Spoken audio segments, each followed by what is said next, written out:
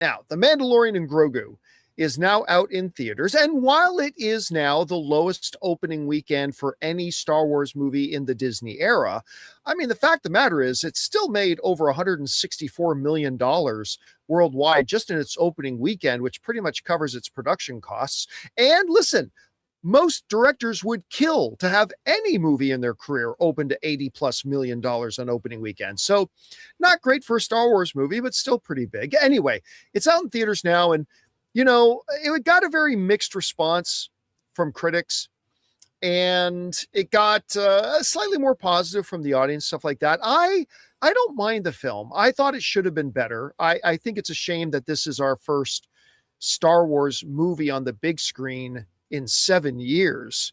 I mean, that just, and the fact that we're just taking a TV show and put it on there, but hey, listen, it had some big highlights in it, has some very enjoyable moments, and overall, to me, not terrible. So there you go. But somebody asked me, said, okay, now that a new Star Wars movie is finally out, first one since 2019. Now, John, how would you rank all the 12 live action Star Wars movies, because we don't count that piece of garbage Clone Wars, that animated Clone Wars thing they did. How would you rank the 12 live action Star Wars movies? Where does The Mandalorian fit in there? So I thought it would be fun here today for us to do a little ranking, shall we? Some of you probably have a pretty good idea about how mine will generally shake out. So here's what we're going to do. I'm going to go through mine. Then I'm going to have Rob go through his. And we'll go from there. So let me start all the way down at the bottom, and I'll work my way up to the top. At the very bottom, and it was close. The bottom two are very, very close. And if I do this list again in 3 months, I might actually switch it. So they're very tight. But for right now, at the very bottom is Attack of the Clones. This movie is a crime against humanity. It should never exist. It does exist. It's part of canon. I'm not one of these losers who says, take movies out of canon. No, they're part of canon. Leave them there. It's still terrible, but don't touch it. So to me, the absolute worst Star Wars live action film ever made was this horrible piece of garbage known as Attack of the Clones. All right. Second to last, and again, it was close between this and Attack of the Clones. But for today, I'm going to put the second last, The Rise of Skywalker. I mean, if you want to talk about wasted potential, you talk about where the Star Wars sequels went after the first one. It went on a steady from great to mediocre to absolutely horrible, close to being the worst Star Wars live action movie ever made. But The Rise of Skywalker failed on so many levels. I've gone into it in great detail before. I don't need to relitigate it all again. So the second from the bottom is The Rise of Skywalker. Third from the bottom, The Phantom Menace. Oh my goodness. So excited when I went to the movie theater to see my first Star Wars in forever. And it starts off talking about trade routes and negotiations for trade deals and laser swords and Misa Pusa. Yeah, I mean, I kind of tricked myself at first when I saw The Phantom Menace because, by the way, as much as I hate that movie, the biggest jump forward in the history of visual effects. I think The Phantom Menace represents the single biggest jump forward in the history of visual effects. Oh, yeah. And there are several things I really like about The Phantom Menace, by the way. I, to this day, will defend to my last breath the pod race scene.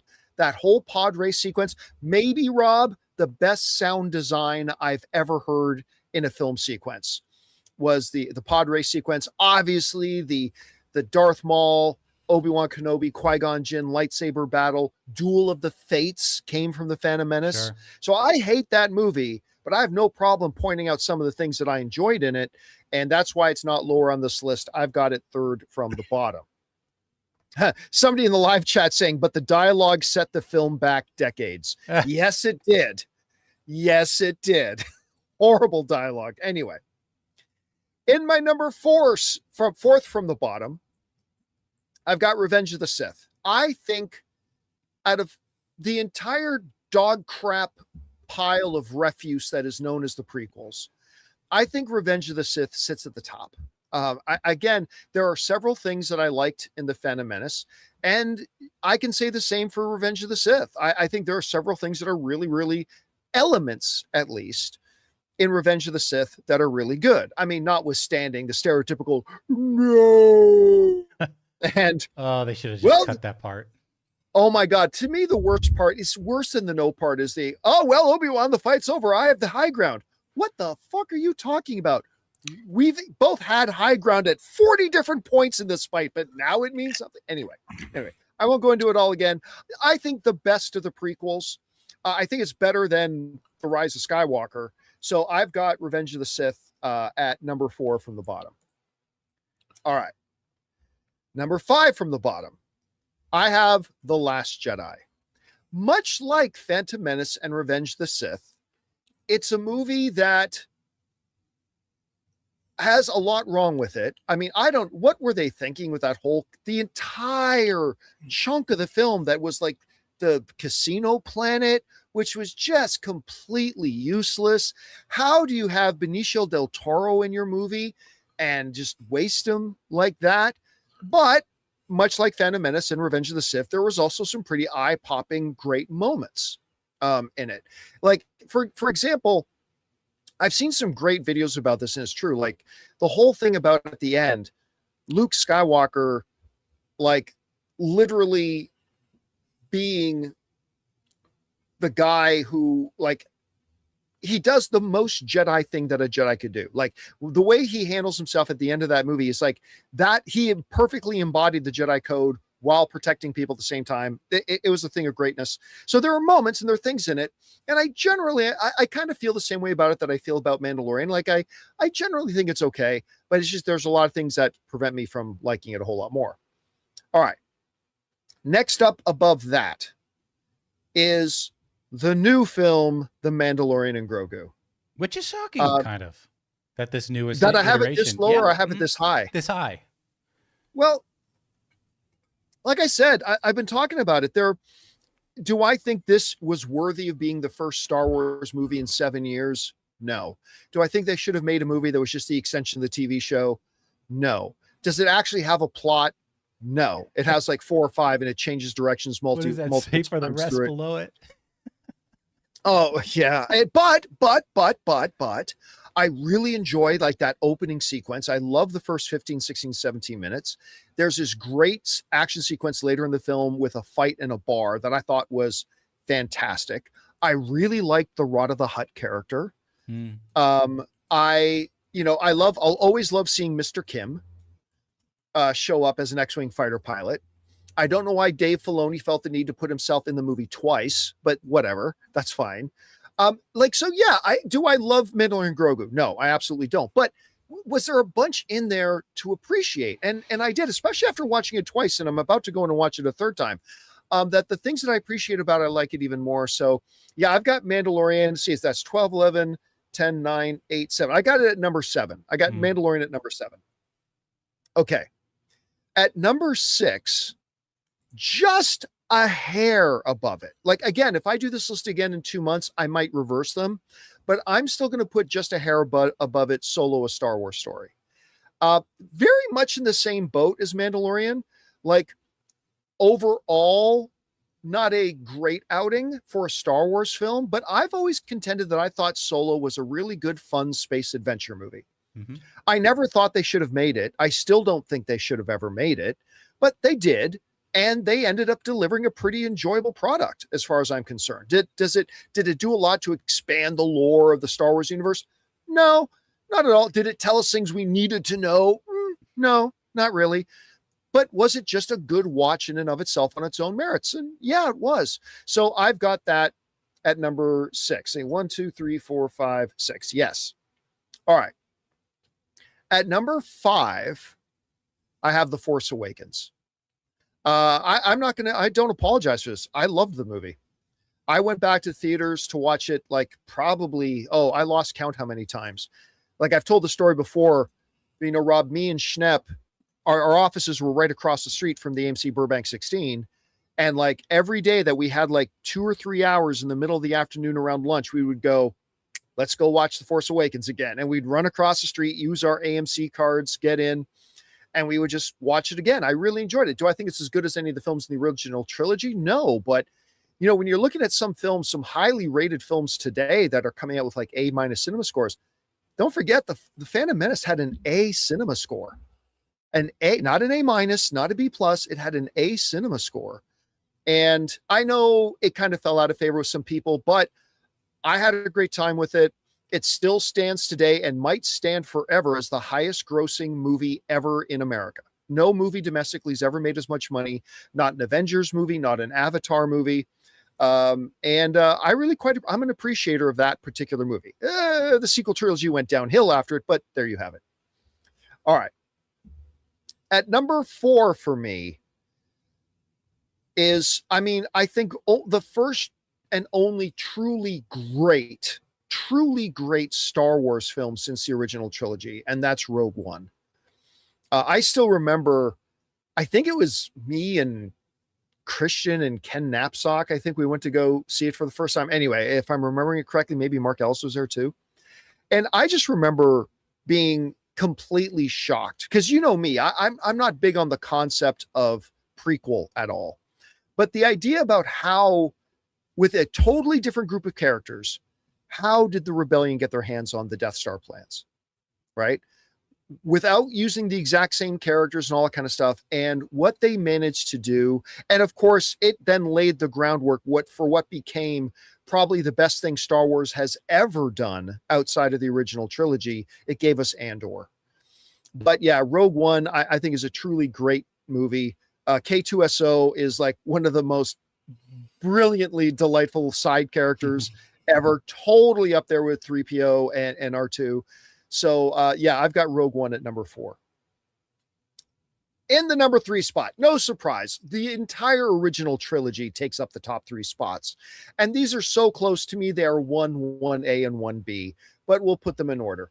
At number 3, I have the original, Star Wars, or as we now call it today, Star Wars A New Hope. It is, I don't think it's hyperbole to say, I think it is the single most influential film ever made. I really do. I think when you talk to all the great crop of filmmakers today, the majority of the great ones will say it was Star Wars. I mean, that's the movie that set us on our path and all that kind of stuff. It is, I think, the most important movie ever made. I'm not saying it's the single greatest film of all time, but I mean, it's just so pivotal. So I've got that one at number 3. Now, this is where it gets a little bit, Harloff's in live chat. Well, the movie's at 7:20, Harloff, so the meetup is whatever time the movie's over after that. Anyway, looking forward to seeing you, by the way. So this is where it gets a little bit whatever, because most of my Star Wars loving brethren will put Empire Strikes Back at number 1. And you will get no argument from me. I totally get why. But for me, Empire Strikes Back comes in just at the number 2 spot. Not because it lacks anything. Not at all. It's bloody brilliant. Irvin Kershner and like the whole, it's a bloody brilliant film. I just like, and it's one of the few examples still today of a sequel that surpasses the original. We've had some examples of that, but there's not a lot. But Empire Strikes Back is one of those. And then for me, it's Return of the Jedi. Return of the Jedi, I think, is the best of the bunch for a couple of reasons.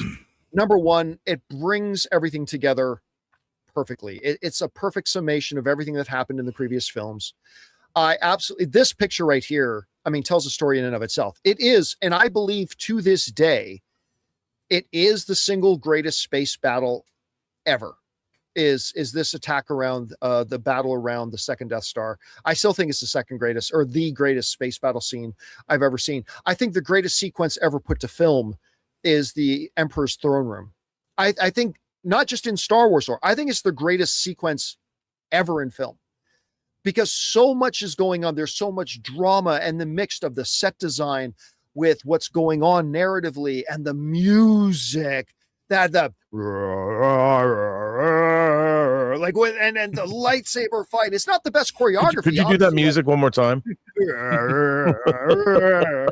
know the music. Come on. I mean, it's it's perfection. It's perfection. That entire sequence is perfection put on film. And I just love it. And to this day, I like the George Lucas's juxtaposition of the natural world versus the industrialized world with the Ewoks and the Empire. And you guys have heard me talk about it before. I don't have to go into it, but the Ewoks are the most misunderstood element in a movie ever. They are lethal, hedonistic, murderous little critters because this is the part that always makes people have to go out and seek therapy. When Luke shows up at the Ewok village and he sees Leia, where did Leia get that dress? I'll tell you where he got the dress. Where she got the dress.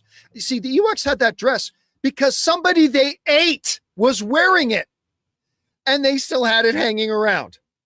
They kill and then feast on the flesh of their enemies, and then use your severed heads as instruments in their victorious celebrations as your blood-curdling screams for mercy go unanswered, having up to the night sky in Endor. But anyway, so there's the Ewoks. I just think it's just a magnificent, magnificent film. So again, going from the bottom to the top for me, it's Attack of the Clones, Rise of Skywalker, Phantom Menace, Revenge of the Sith, Last Jedi, The Mandalorian and Grogu, Solo: A Star Wars Story, The Force Awakens, Rogue One, Star Wars: A New Hope, Empire Strikes Back, and Return of the Jedi. So that is my list. Everybody's list is going to be a little bit different, but that is mine. Anyway, guys, and for those of you who do not understand Star Wars as well as I do, maybe your list will be different. That's perfectly okay. All right, Rob, your list. You've been following these movies every bit as long as I have. We all have different lists. Things mean a little bit different to us, and we'll put them all in different orders. What do you think about it?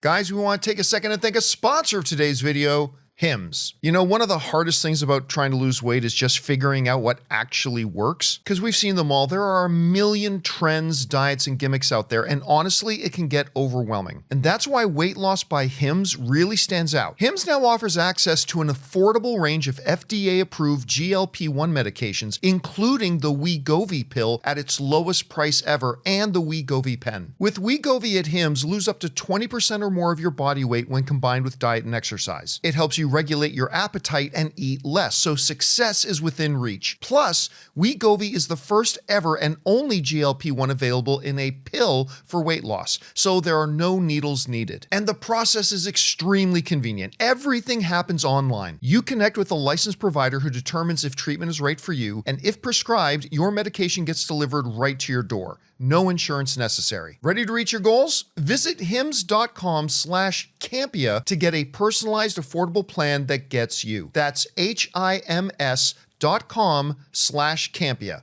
hims.com/Campea. Based on advertised cash price for 30-day supply of medication only. Membership required, fee not included, and billed separately. Weight loss by Hims is not available in all 50 states. Wegovy is the registered trademark of Novo Nordisk A.S. To get started and learn more, including important safety information, Wegovy clinical study information, and restrictions, visit hims.com. What's yours look like? My list begins at the very bottom of my list is... Well, it turned 49 years old. The original, Star Wars, is the very, very bottom of my list. You've got A New Hope at the bottom of your list? Bottom of my list. At the top is The Empire Strikes Back. That's my list. And you got that's the extent of your list. That's the extent of my list. Now, since that's not how we play this game, I must. That's the top tier. That's the A list. I thought you were saying you put The New Hope at number 12. That's the triple. That's the list. Now, everything else is on a lower tier. So Star Wars and Empire are at the bottom and top of my list. Now we're going to drop down into the Stygian depths of things that aren't nearly as good. At number, what would that be? It's 12? Because is there 13 total? Because there's 12 total. 12 total. So we're going to go down to the bottom at number 12, The Rise of Skywalker. Not a very good movie. I don't need to see once they said that there was hyperspace skipping and the Millennium Falcon comes out of hyperspace into the middle of a city, I was out. I'm like, okay, I can't watch this, because it ain't like Dustin Crops, boy.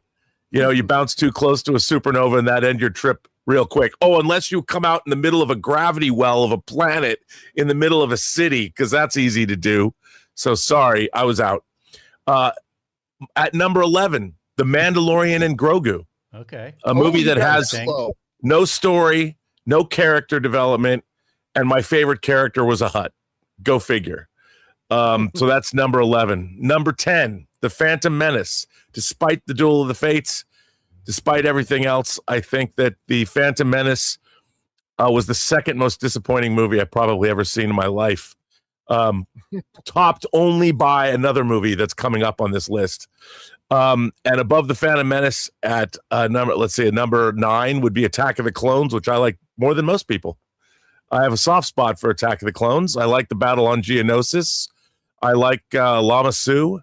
You know, I like a lot of things about I like the sonic mine that makes no sense in space, but I like it anyway. Don't care. Oh, that was great. Hey, and did you notice that Mandalorian, without going into sports, you noticed the Mandalorian Grogu completely ripped off the arena scene from the Attack of the Clones? Oh, yes, by using the chess pieces from A New Hope.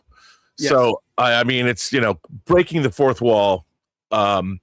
Then above Attack of the Clones, we're going to go to Force Awakens, a movie, the third most disappointing movie I ever saw in my life because I was so excited to see it. The Return of Star Wars after 10 years. It looked like it was going to be great, but I should have known because the man who made the two worst Star Trek things ever, and one of them being Into Darkness, made it.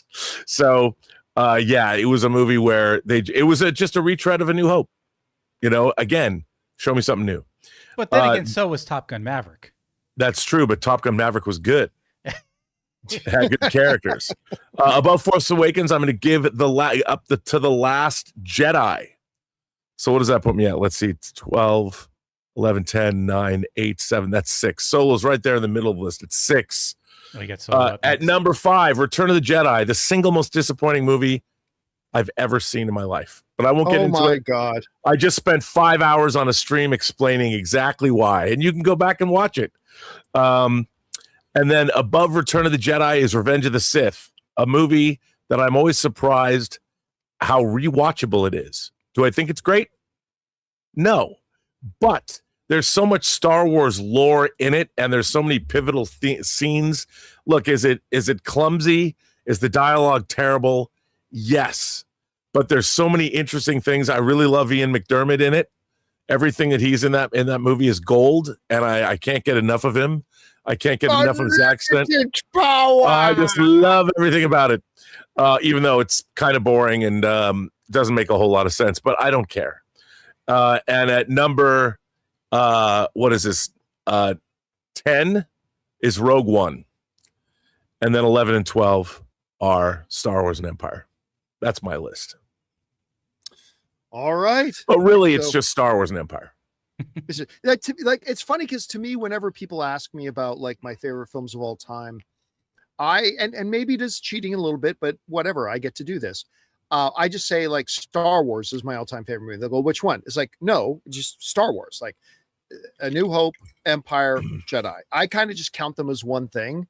And then I'll say Lord of the Rings, which of course I mean, when I say Lord of the Rings, I mean, you know, Fellowship of the Ring, Two Towers, Return of the King. So I kind of clump them all in there together.